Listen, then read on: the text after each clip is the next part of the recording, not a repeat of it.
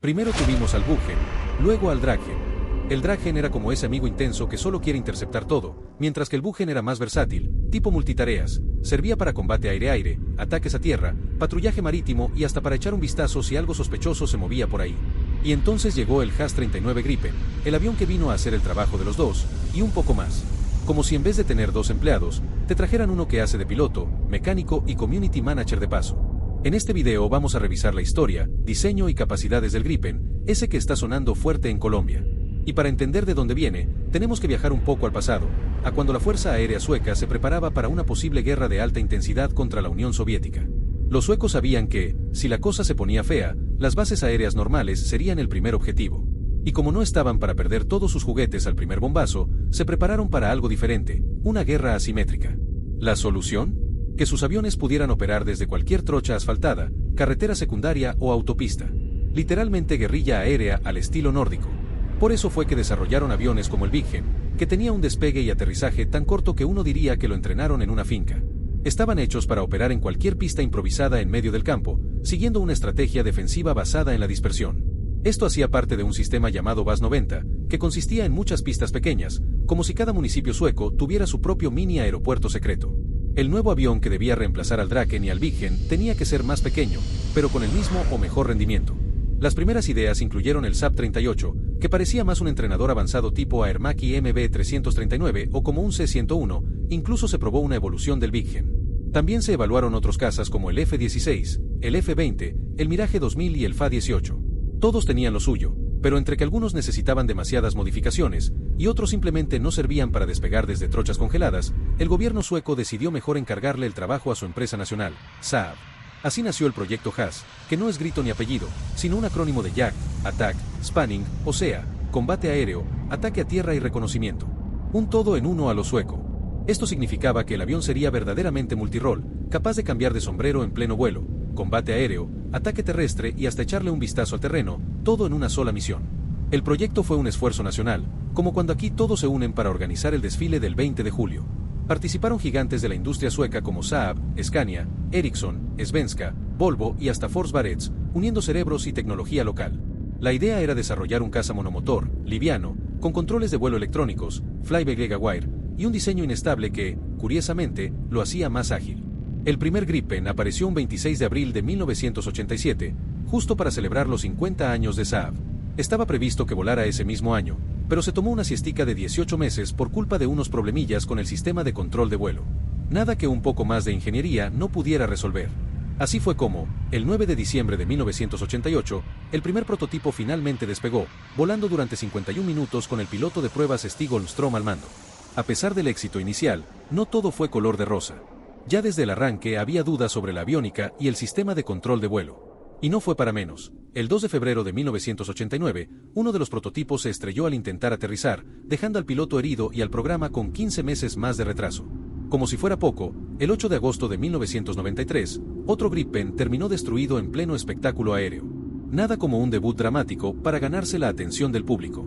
El mismo Lars Rastrom, que ya había salido lesionado en 1989 con un codo roto, tuvo otra cita con la mala suerte. Durante una maniobra de alabeo a baja altitud, perdió el control de la aeronave, lo que lo obligó a eyectarse. El susto no fue menor, y eso aplazó los vuelos del Gripen hasta diciembre de 1993. ¿El problema? El sistema amplificaba demasiado los comandos bruscos del piloto, como si le hubiera echado doble shot de energía. Aún así, en junio de 1992, ya se había hecho el primer pedido formal de Gripens. Para abril del 1994, ya iban 5 prototipos y 2 unidades de serie construidas, aunque todavía sin tener claro qué misil usar más allá del alcance visual. En 1997 llegaron las versiones avanzadas, el Gripen C, monoplaza, y el Gripen D, biplaza, apodados Turbo Gripen, diseñados con compatibilidad OTAN para facilitar la exportación. Porque sí, el Gripen también apuntaba al mercado internacional. Aunque, como pasó con el Viggen, el proyecto era bastante ambicioso para un país del tamaño de Suecia. El Viggen ya había sido criticado por tragarse buena parte del presupuesto militar, casi como ese primo que se aparece en la casa a vivir gratis y no aporta ni para el mercado. El Gripen, por su parte, logró ser aprobado por los pelos, con apenas unos 9 votos de ventaja. Y cuando finalmente se dio luz verde en 1983, fue bajo la condición de mantener un presupuesto fijo, cosa que, siendo realistas, suena tan creíble como prometer que en diciembre solo se va a comer una empanadita. Después de los accidentes del 89 y del 93, el proyecto quedó bastante golpeado, perdiendo credibilidad y apoyo del público.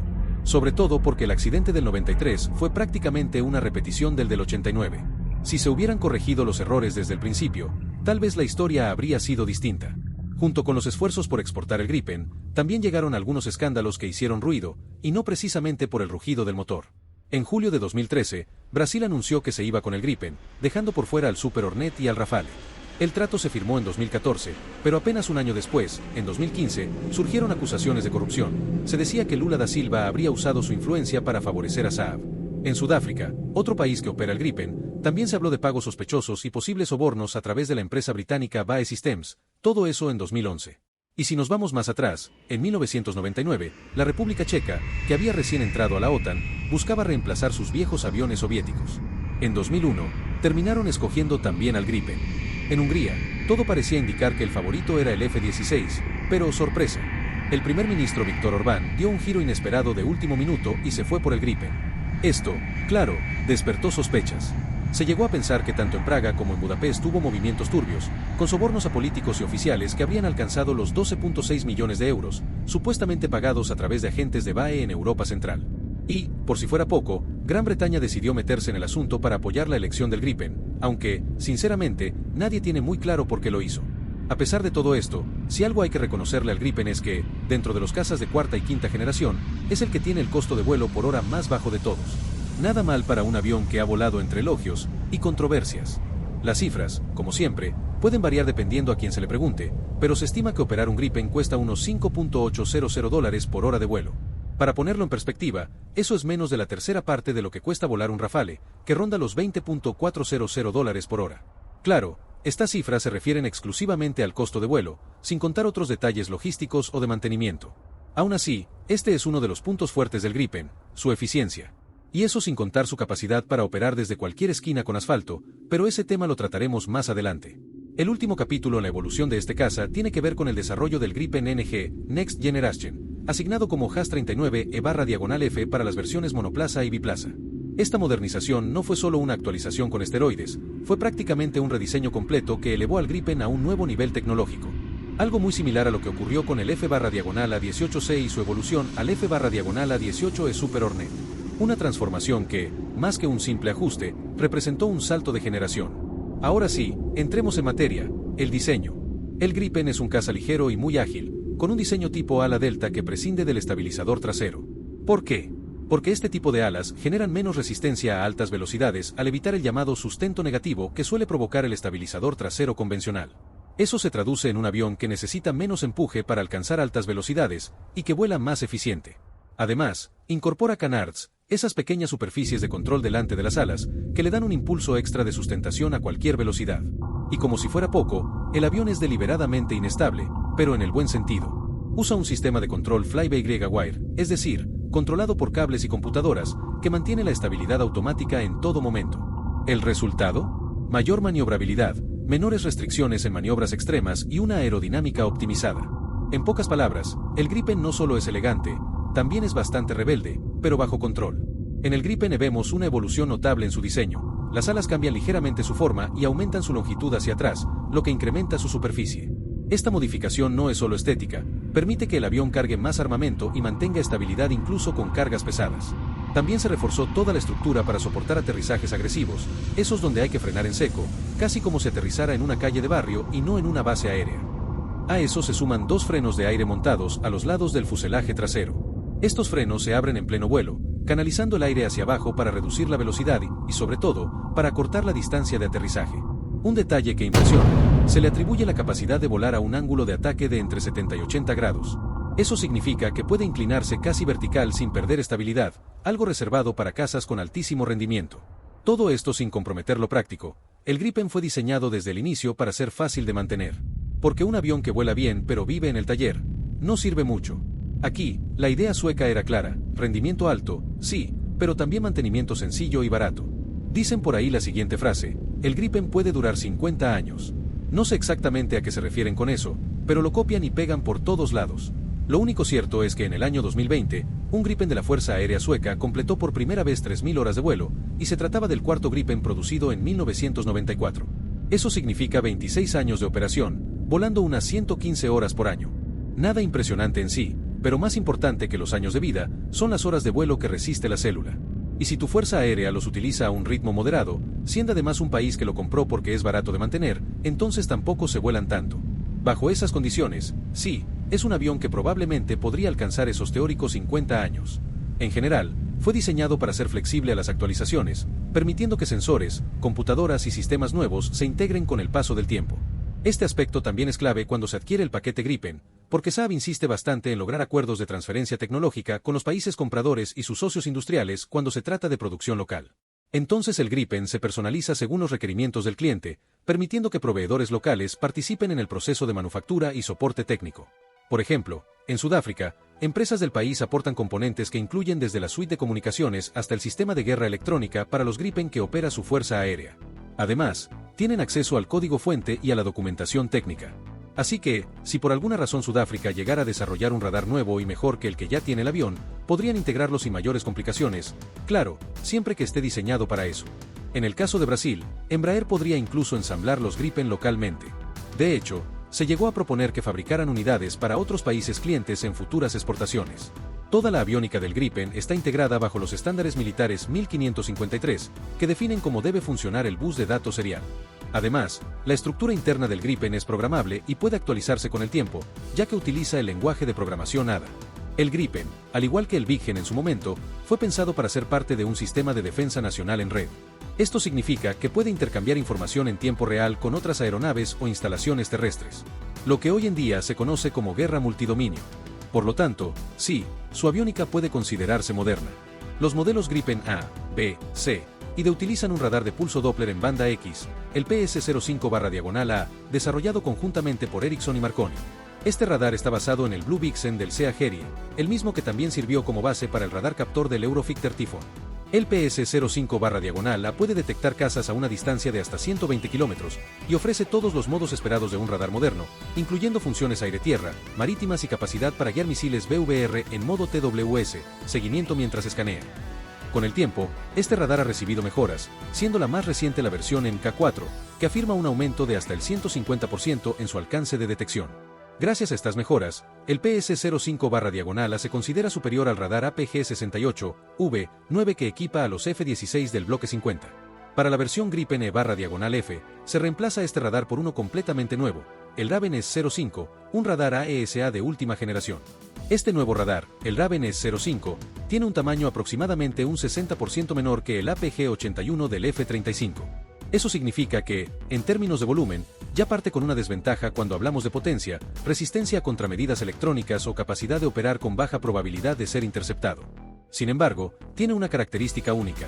El radar está montado sobre una plataforma móvil que le permite girar y escanear blancos hasta 100 grados fuera del eje frontal del avión. Es decir, puede ver de lado, lo cual resulta especialmente útil en tareas como patrullaje de frontera, o para lanzar un misil hacia un objetivo y luego virar completamente en otra dirección sin perder el blanco. Además, el Gripen E/F incorpora un sensor IRST llamado Skyward G, capaz de detectar emisiones térmicas tanto en el aire como en tierra de forma pasiva, sin emitir señales que puedan delatar su posición.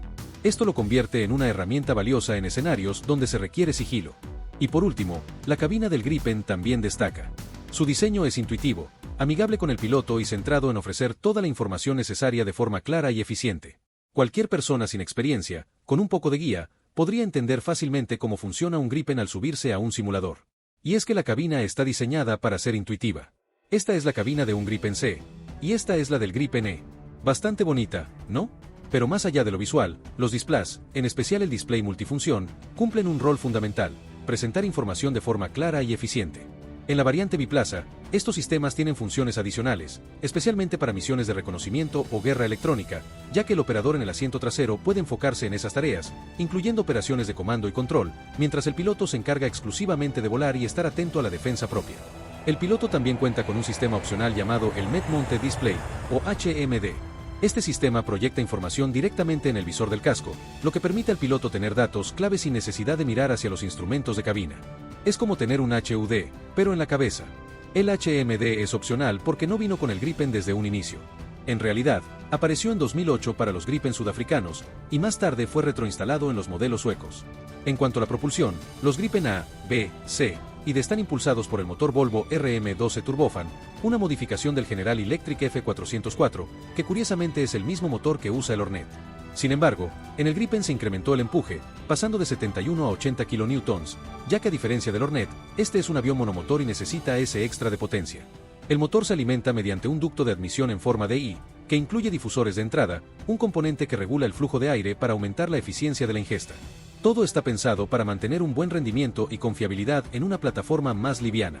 Este motor ostenta un récord impresionante de horas de vuelo sin fallos relacionados con el propio motor o incidentes mayores, algo extremadamente importante cuando hablamos de un avión monomotor. Como se imaginarán, no querés que te falle el único motor. Ahora bien, los Gripen E y F están propulsados por el motor F414 G39E, una versión derivada del General Electric F414 que también usan el Super Hornet, el Altejas y el KF-21 Boramae. Este motor entrega un 20% más de empuje que el RM12, lo que le permite al Gripen mantener una velocidad crucero supersónica de Mach 1.1, y eso cargado con armamento aire-aire. Esto mejora notablemente la capacidad de intercepción sin comprometer tanto el consumo de combustible. En cuanto a armamento, el Gripen es compatible con una amplia variedad. Empezando por el cañón Mauser BK-27 de 27 mm, un cañón tipo revólver desarrollado originalmente por Mauser, hoy parte de Rheinmetall, que también usan el Panavia Tornado y el Alpha Jet. Eso sí, este cañón se omite en los Gripen biplaza. Además, puede lanzar misiles aire-aire como el AIM-9 Sidewinder, aire-tierra como el AGM-65 Maverick y misiles antibuque como el RBS-15. Por supuesto, también puede operar con el clásico AIM-120 AMRAAM y un dispensador de submuniciones conocido como el BK-90 AMHOLNER. Puede que al buscar información sobre el armamento del Gripen encuentres nombres distintos. Eso es porque en cada país se integran diferentes versiones según sus necesidades, o se renombran dependiendo del proveedor. En el caso de los suecos, a los misiles se les cambia el nombre.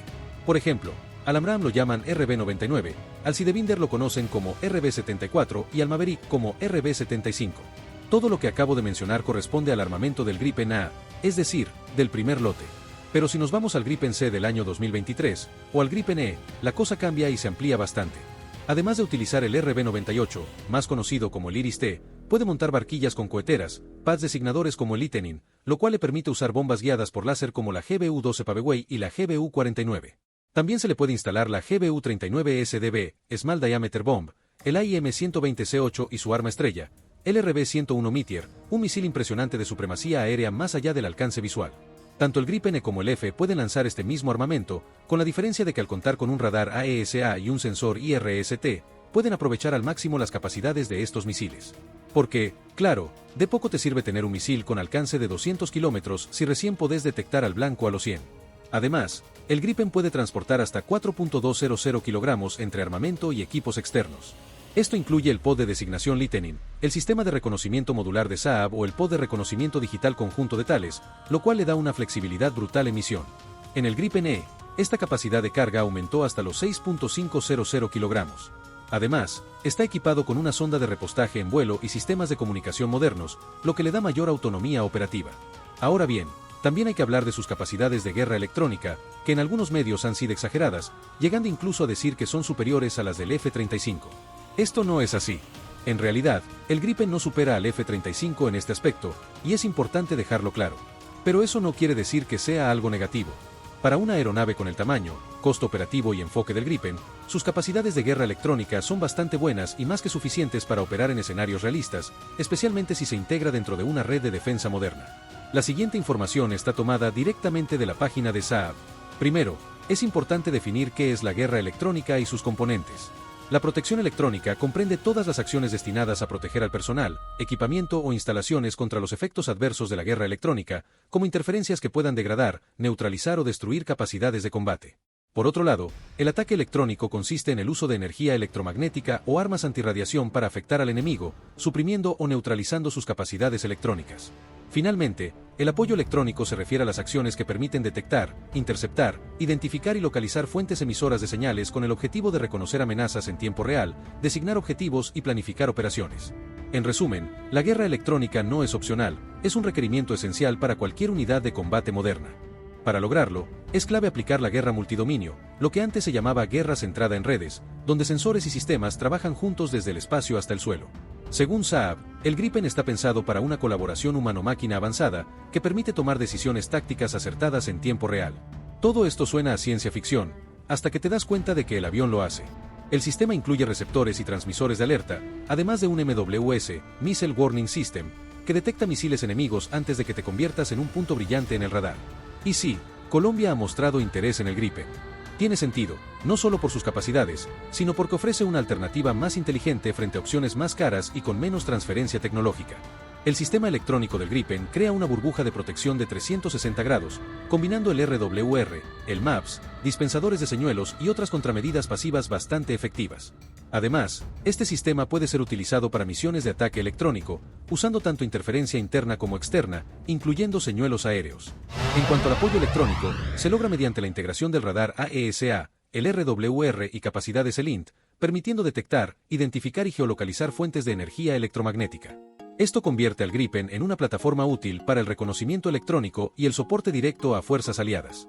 Pero lo que realmente diferencia al Gripen del resto, y lo convierte en una propuesta estratégica atractiva, especialmente para países con presupuestos más terrenales, es su viabilidad operativa, facilidad de mantenimiento y bajo costo por hora de vuelo.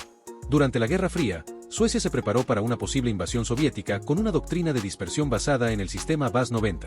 Esto implicaba operar desde carreteras camufladas como pistas, con soporte técnico mínimo y en condiciones poco favorables.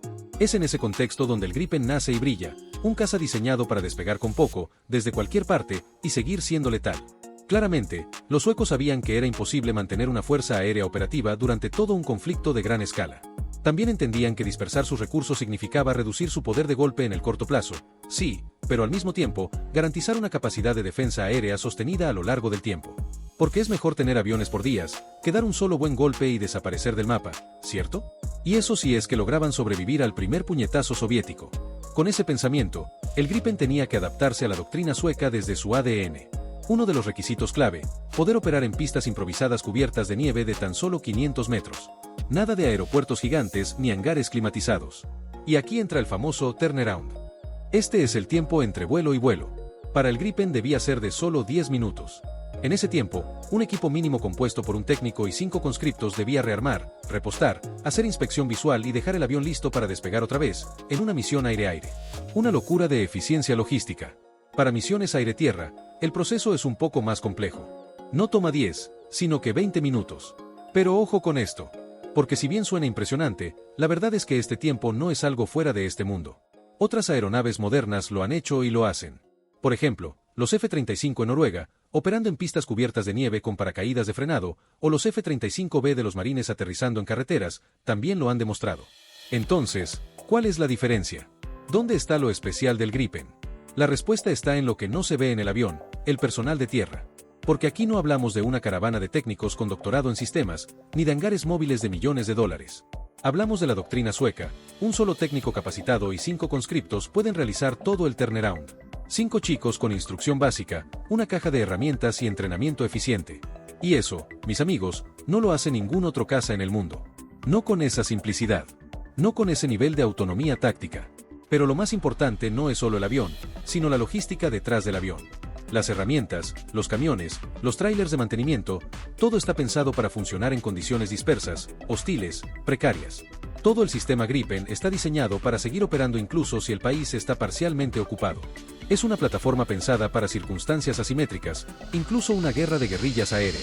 Entonces, ¿es el turnaround del Gripen el más corto del mundo?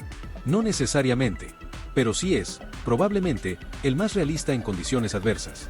Porque ocurre bajo circunstancias mucho más duras de las que cualquier otra aeronave podría soportar. Y lo hace, porque así lo exige la doctrina de defensa sueca. Y aquí viene el punto de oro. Si un país que no es Suecia compra el Gripen solo por este aspecto, lo que se lleva no es solo un caza ágil y capaz. Se lleva una aeronave modular, con equipamiento integrado desde fábrica, acceso abierto a sus sistemas, y un mantenimiento digital y predictivo que facilita todo el proceso logístico, incluso sin depender de terceros. Una joya para quienes quieran soberanía operativa. Pero claro, eso también depende de si el comprador entiende el Gripen como un sistema completo, o solo como otro avión bonito para el desfile del 20 de julio.